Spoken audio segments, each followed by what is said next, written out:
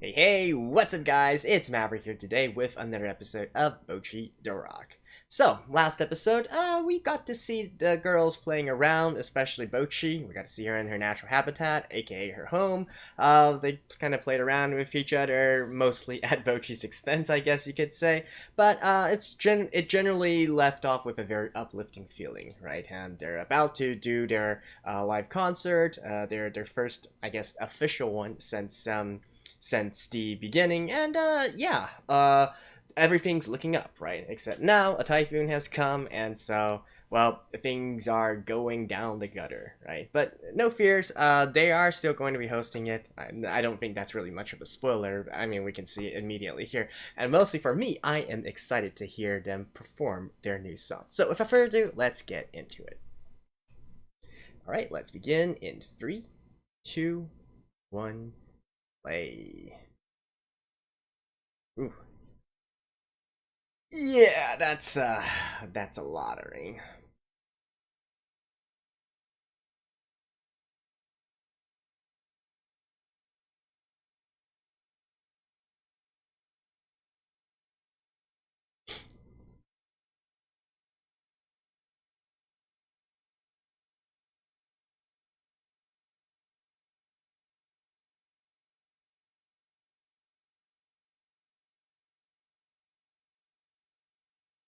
Yeah.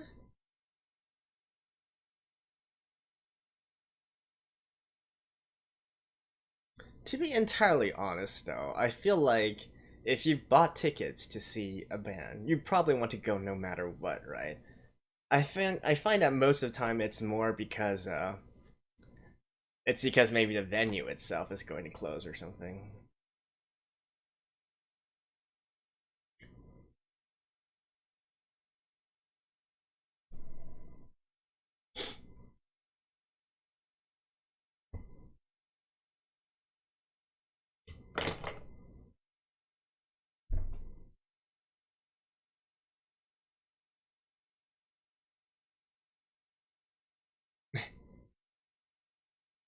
Kita's just like, why doesn't she lean on me?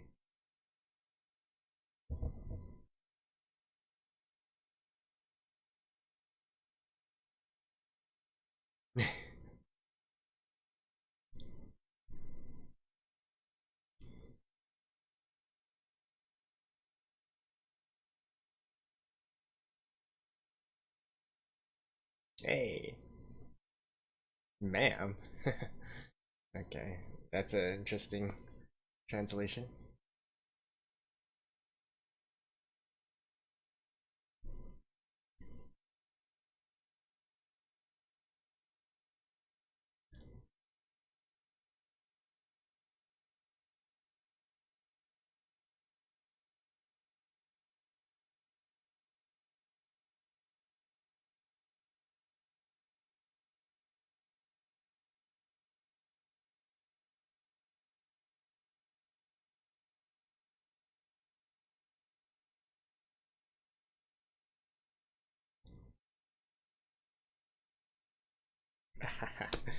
And that is really heartwarming, isn't it?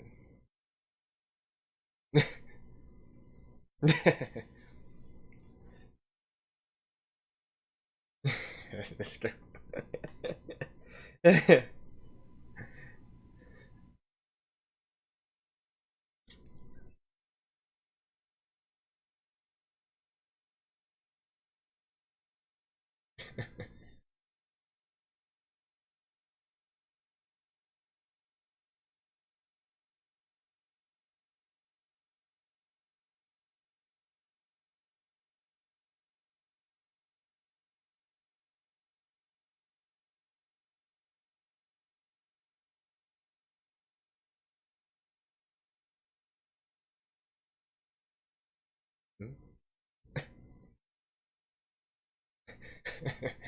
They're still going with this guy.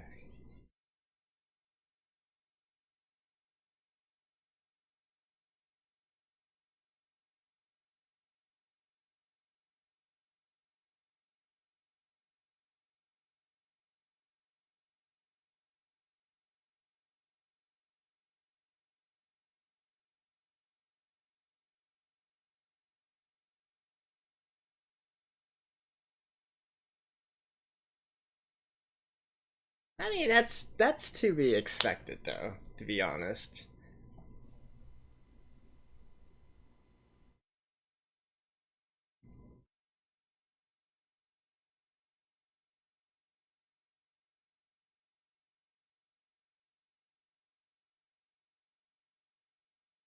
And they're also the first up as well.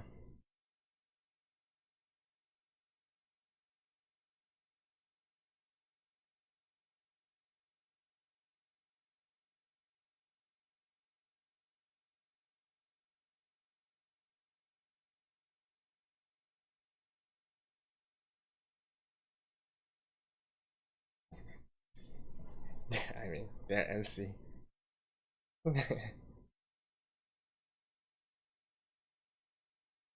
I mean, to be honest, this is kind of like their first time all playing together for an actual concert. There we go.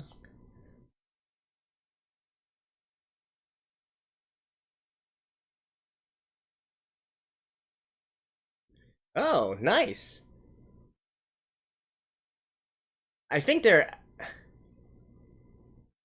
actually purposely playing a little bit out of sync right now. Yeah.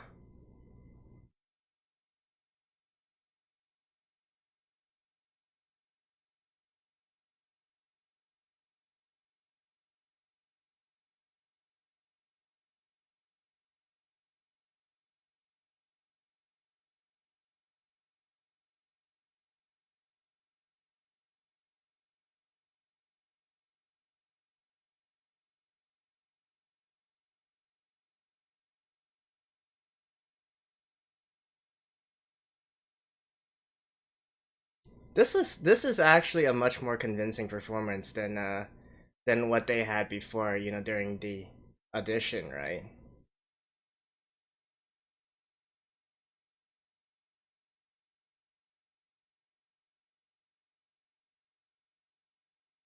Wow, even the singing they're also trying to. That is nice actually.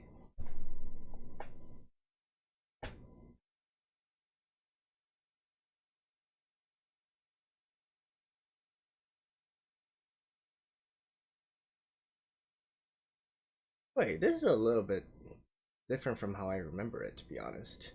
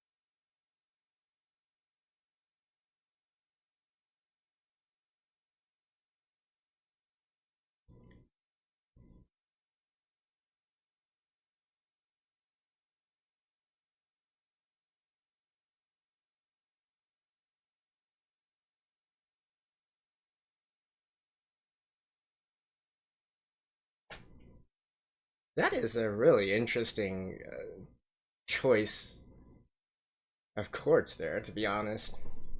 I mean, the purposefully, it kind of works here as well, right?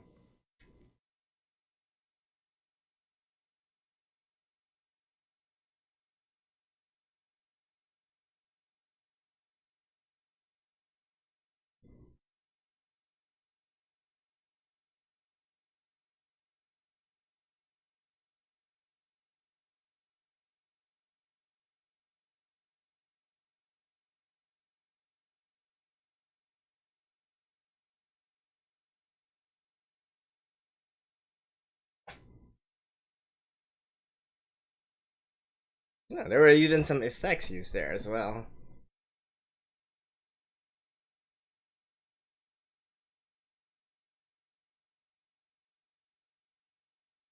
Oh, only the short version? Alright.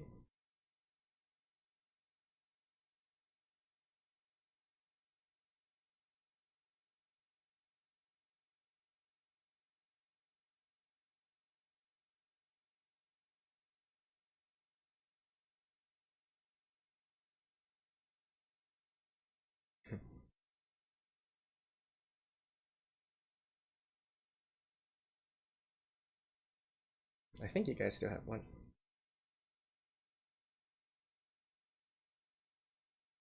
Yeah, but they're probably not going to show it.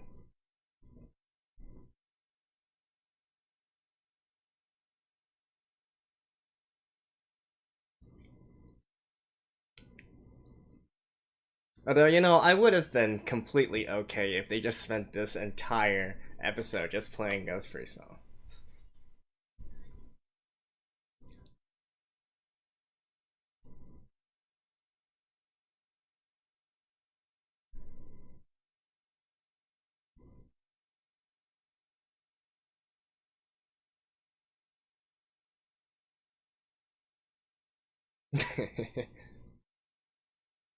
This girl.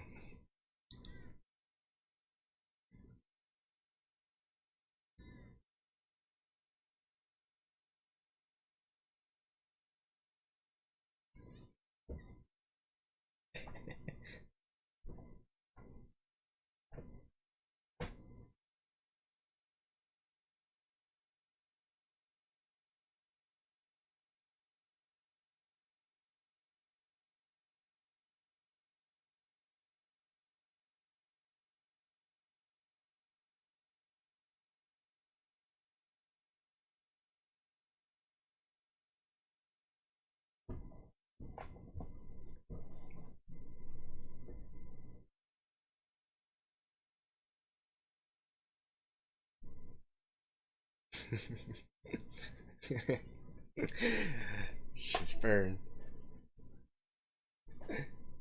She's completely burned up.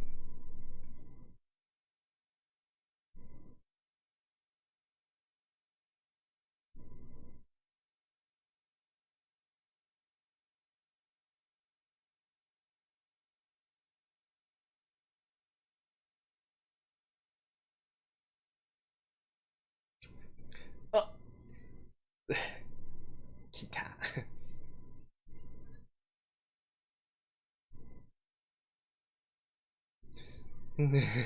Kita kita.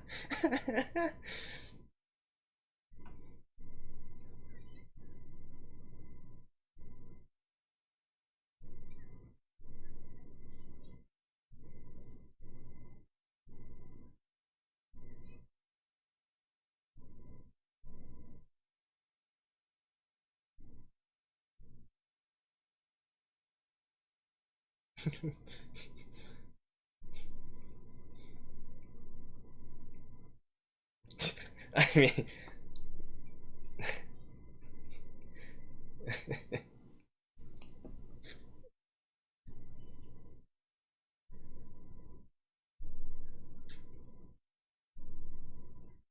let's go.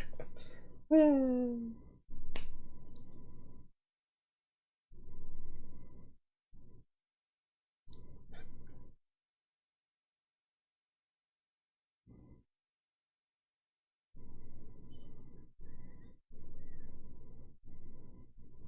don't know, it's this kind of potatoes. Isekai are kind of like my favorite, my favorite place to have a drink as well.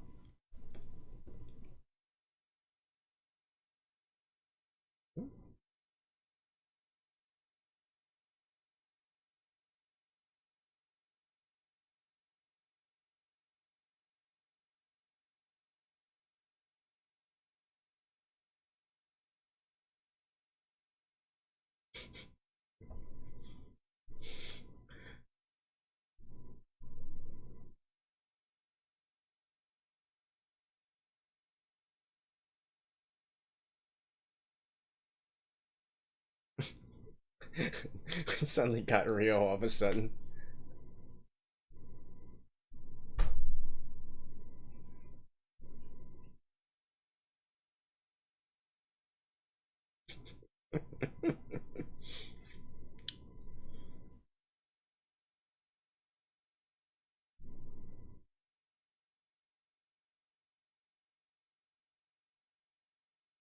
Oh, did they actually make like the figure for that? Oh, I remember this part though.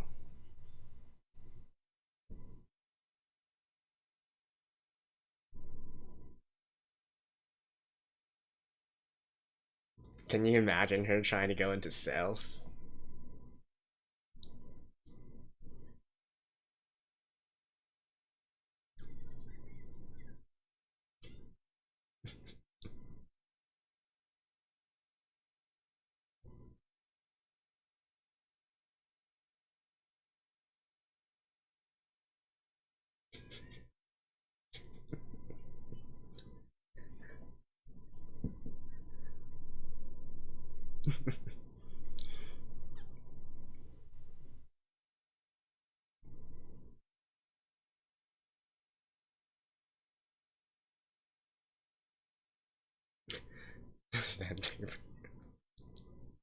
Listen to the construction noises in the background.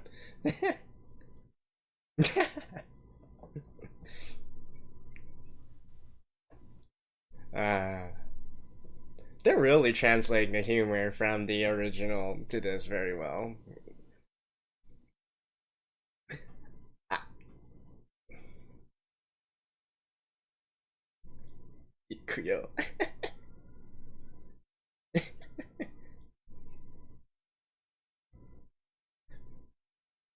Yeah, her name is really funny.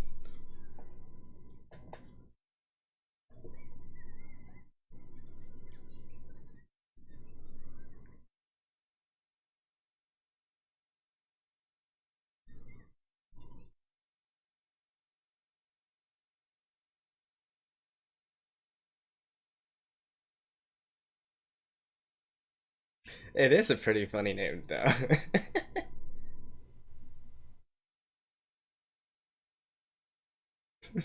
Yeah, she has her Bocchi episode as well.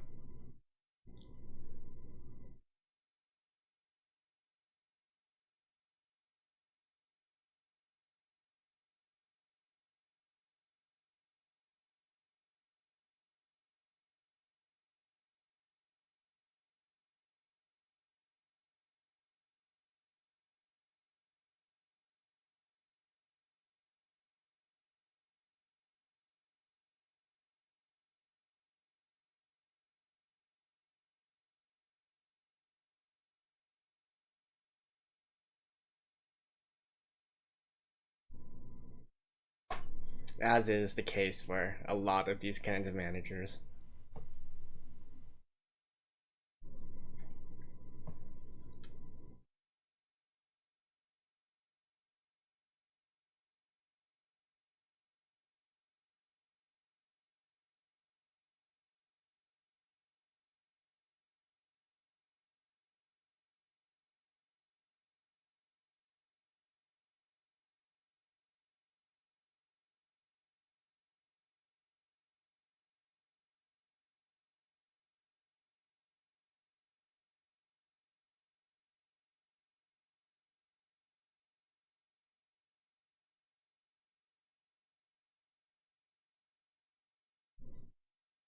The last time we had these two. Okay, never mind. The last time these two were alone, we had some more character development, right? Or I guess maybe plot progression, plot development, plot background, whatever you want to say. So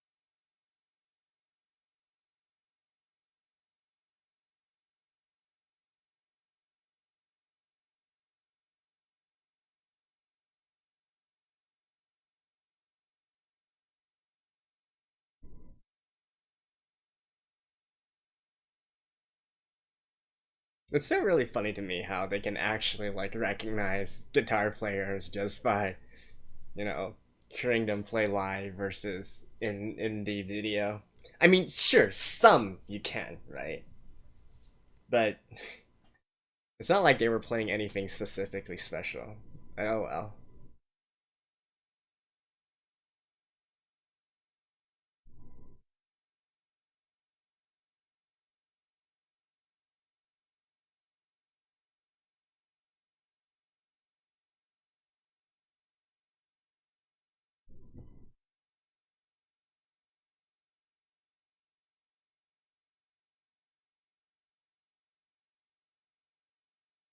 Siscon!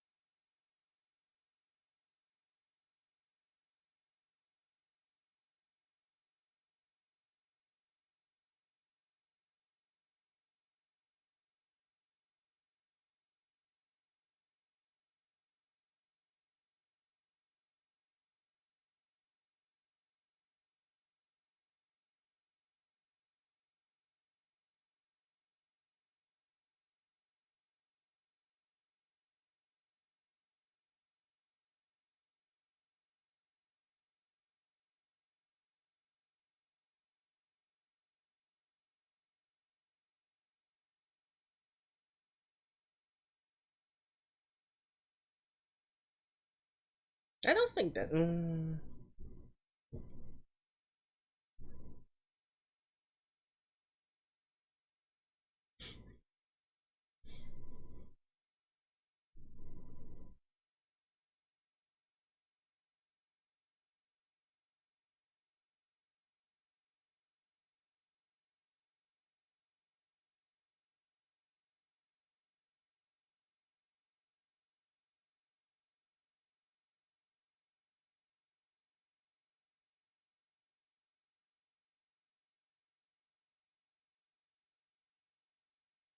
Hey, title drop.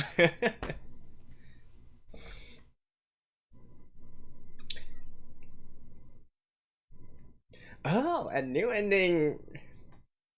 Nice.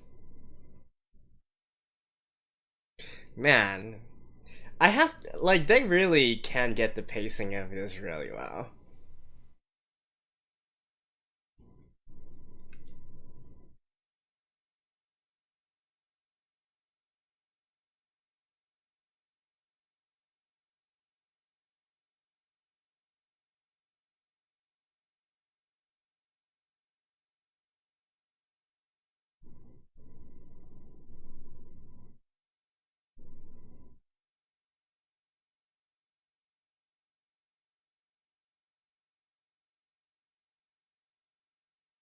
Huh.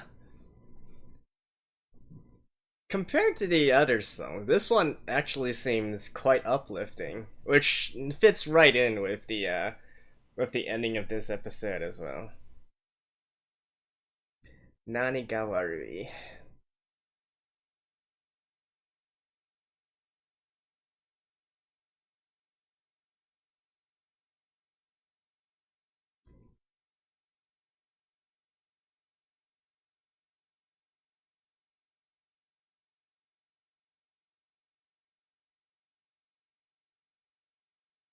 I do think it's a nice diversion from from their usual stuff. But okay, we'll talk about this a little bit later.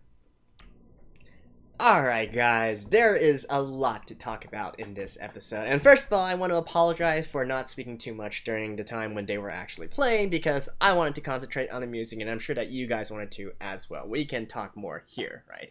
And really, for this episode, I think really, there's, I guess, two main things I want to talk about, right? One is definitely the performance in itself, and the second part would definitely be sort of them kind of like progressing along in terms of establishing the characters, establishing the band, establishing the story in a way, right? So let's talk about the performance first, because I really think that it's well done in a lot of ways, right? Like, for one thing, I love that for the first song they actually took the effort to sort of like kind of re-record it, rearrange it a little bit, so that you can very clearly feel that it's off, right? I think compared to the past few episodes, I was whenever they say, oh, her playing is more stable now, or hey, look, she Bocchi did something to really elevate the music, if you will. I didn't really get it too much in the past episodes. I mean, maybe you could argue there were some subtle like mistimings or whatnot, or maybe some places where she maybe the sounds were a little bit soft or something like that, but it's really, if there were any, to be honest, it was really subtle, and you wouldn't really hear it out of place, right? I mean, as an amateur band or whatnot, and playing in non-ideal conditions, these kind of things are to be expected, right? So I didn't really pay too much attention to that, but in this one, you can very clearly tell that they are completely off, right? Even if you're not like a musician or whatnot, it's very apparent that their playing is off, right? For the first song, the Blue Planet one, right? And so I love that they did that, because not only is it so from two things, right? One is that it really helps the viewer, connect with the story and realize, oh damn, they're really playing really shitty right now, and so the audience, we can understand the audience, the in-universe audience, their kind of reactions, and we can also feel ourselves as one of the audience, like one of the two girls, cheering for Bocchi-chan, right? And they're like, oh man, I don't want to see my my idol or the person I'm supporting, playing so lousy and whatnot. You can really kind of get involved into those kind of emotions. So I really love that they did this, and also, they took the effort to do this, right? Because they could have very well, especially for a lot of different animes or lots of different kinds of stories, they could have just used the original music track, right? They recorded it already, and they'll just play it as the sort of like background music to the scene in question. But no, they really took the time to sort of like split it up a little bit, right? So I applaud their efforts there. And then, of course, the main entree here, right? The second song, Ano Band, That Band. I love. Well, I think you can really sort of see. This is one of the situations where you can clearly see how Bocchi is helping to elevate this particular song, right? And it's really done in not just from people are talking about her and saying, wow, she's playing amazing. You guys recall a few episodes back during the audition, I was like, they're choosing that time to focus on her, but I don't really think she's doing anything too amazing at that moment in time, right? It's not something specifically you that would stand out. And to me, honestly, the time when they focused on that, it was like kind of like really one of the more basic strumming patterns that Bocchi was doing at that time, because it was the chorus. But in this one, however, there's two methods where she sort of elevated it, right? One would be obviously the intro, and that is definitely an intro that, it also kind of a testament to Bocchi's abilities as well, being able to make that kind of an intro instrumental to the song, based on that. It doesn't really sound out of place or anything. Obviously, it needs to be in the same key, and it needs to flow in. You need to have a clear ending, and so that also kind of talks about. They don't really show this here, but obviously, you can either interpret this as one of two situations. One is that, the rest of the band, they're clearly they clearly know their own roles enough to know when to come in and when to come out, or, they're clearly talented enough, or they've been playing together and practicing together enough to be able to, have, to have that kind of click, right? To be able to come in at the right time. So in just these few moments, right? It's these kind of subtle.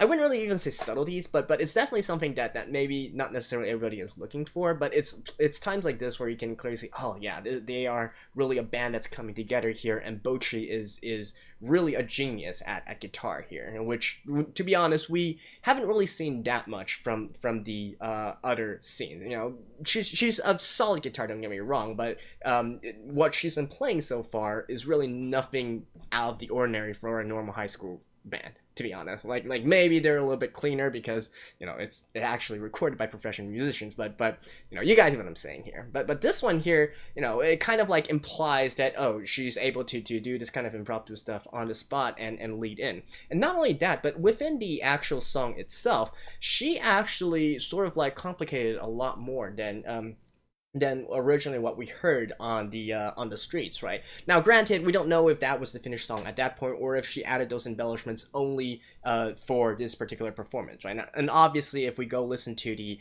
actual track now, it's going to be like this kind of it's going to be in this sort of setting here. So, it's hard to say, but I'm going to assume actually that she added these embellishments right there on the spot for this, kind of like adding on to the genius of Bocchi, right? So when I'm talking about the embellishments here, I'm talking about like really utilizing a lot more effects, utilizing her effect pedals, and it's doing some more, sustaining some notes more, adding more bends, etc., etc. It's basically just adding some stuff on there. The core structure is still there. It's still the same song, but especially how she's choosing to lead into a next section or whatnot. She's adding a lot of stuff in there, and it could be ad lib, it could be not. As I said, we don't really know, but I'm going to assume for the sake of this, and since everybody says that she's a genius guitarist, I'm going to assume that she's adding it here, right, and really elevating the sort of guitar performance to this. And not to say that the rest are not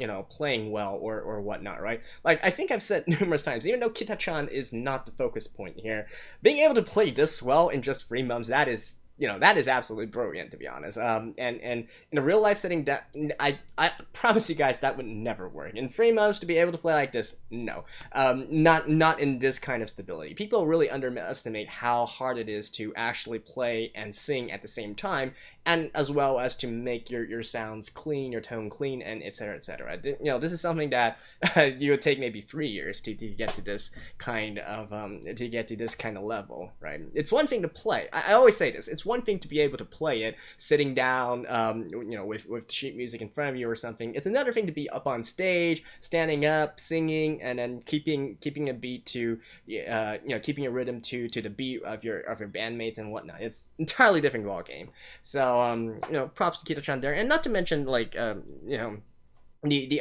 rest of the girls are great as well. So yeah, that was a stellar performance from Bocchi here, and really, I think this is the first song here where you really get the sense of, wow, she is effing talented, right? And that's great. And you could consider this a turning point in sort of like this entire show slash series slash manga as well work as well, right? It kind of makes sense, right? It is episode 8 here, but yeah, hopefully you guys also feel the same way as well. And there's actually another thing that I kind of want to talk about, which is the bass, actually. So remember, guys, last episode when Drunk Lady was there helping Bocchi have that sort of street concert, right? And she was doing the bass there, kind of ad-libbing it as well. And if you guys listen to it, it's actually different from what they're playing here. So they actually took the effort to make a new bass line for it as well. At least that's what I'm hearing. I didn't really go deep into it and whatnot, but I think from what I heard, it's different, right? Unless it's like, I don't know, like different verses or something like that. But I do believe it's different, and that is great. That is great. So once again, adding to the sort of like subtleties that maybe if you don't really pay attention to it, you wouldn't really notice. But for those that do, it would be like, that is nice. That is showing some care and love for the work itself, right? And so really applaud that. And then, beyond that actual performance and whatnot, obviously we have the ending there with them, really having a little bit more of a heart-to-heart, which I do have to say is very important, right? I mean, after all, this is not a story just about Bocchi-chan and her growth. At the end of the day, it is still her trying to find her place in a group of people, right? In a group of friends, in her band. And so the band itself is also important, even though maybe it's called Bocchi the Rock and all that. We know who the main character is, but this is definitely not a one-person show, right? A hero is a hero. A hero also needs to have a stage as well, right? She isn't just like a solo act or something. She isn't just trying to play by herself, but as part of a band. So I think it's important to know like where all the other girls stand, like what are they trying to do, and more importantly, what Bocchi herself thinks of this band and what she wants to do here as well, right? I mean, she could very well still continue on to do lots of different things. She could join different bands. I mean,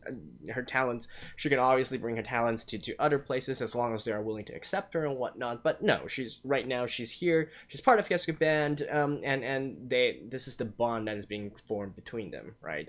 Between all of them, and I think in a way, with a lot of these sort of like band animes, you always get the sort of you always have to like aim high, right? We want to do a major debut, Budokan concert, world concert, etc., etc. And really, I mean, it's a cliche thing to do. I get it, but I think most people realize that for this kind of like slice of life kind of thing, or cute girls doing cute things kind of thing, it's really a tall order and not really feasible in any way, short wave or form, right?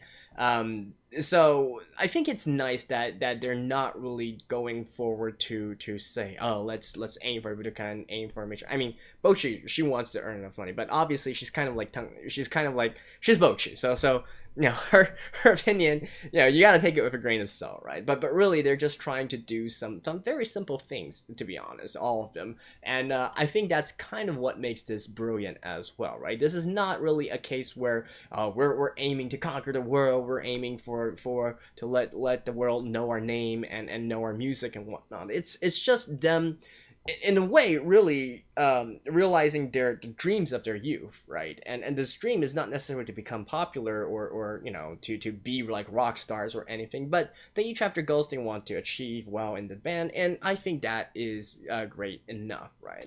We keep on harping back to the topic of seishun, youth or springtime of youth or whatnot, and yeah, I think it's a great way to embody this, the series as a whole, no matter how much Bocchi is like, I hate this concept. But no, as we talked about in the last episode, she fully embodies this concept just in her actions as well.